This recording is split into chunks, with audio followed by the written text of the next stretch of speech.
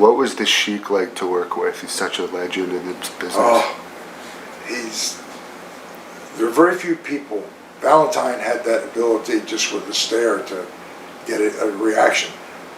The Sheik was one guy who, he never talked, always had a manager, whether it was the Farouk or whoever that spoke for him, and he wasn't like a physically imposing guy. He wasn't that big physically, but he would wear that typical, he was Lebanese, he would wear the thing with the head thing around the head and keep his head down, and when he would look at you, he would look at you, fire in his eyes.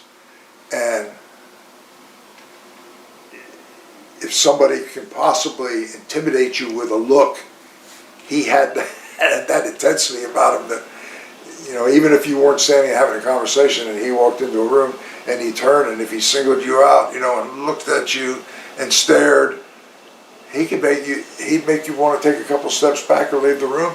He just had, in the wrestling business, we refer to it as it. What is it? I can't tell you what it is. Probably the closest thing would be,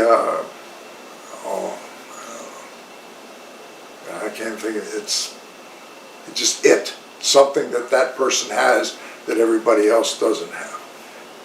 Later on, the Sheik came in for a series of matches, and just in the dressing room talking about it, I told Sheik, actually, I said I really wanted to be a wrestler someday, and maybe this is as far as my dreams are going to carry me. And Sheik says, hey man, I promote Michigan, Ohio. Get your tights, come on out, I'll put you in the ring, see what you can do. And I just, shocked, didn't expect that conversation, just making casual conversation.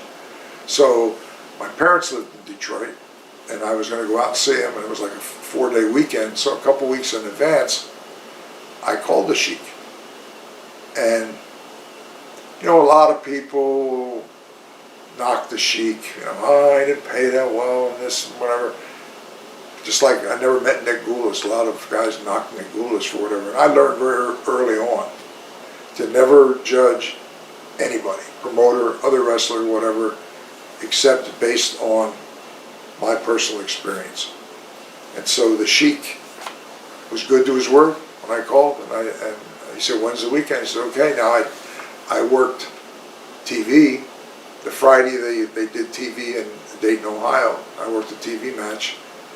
I didn't have anything Saturday and Sunday. They did TV in Walled Lake, Michigan, where they would do like 3 weeks of TV. And then somebody on Friday said, well, we got to go to Pittsburgh tomorrow to work TV, and they're short somebody. What are you doing? I said, I'm not doing anything. Well, will you go? Want to go? Yeah, I'll go. So the next day I rode with them over to Pittsburgh to do TV. And my first match in Dayton was a tag match with the Hells Angels. And then when I got to Pittsburgh, the match they put me in was a single match with Killer Kowalski. So I have if I was scripting my life to say my first professional single match was against Killer Kowalski.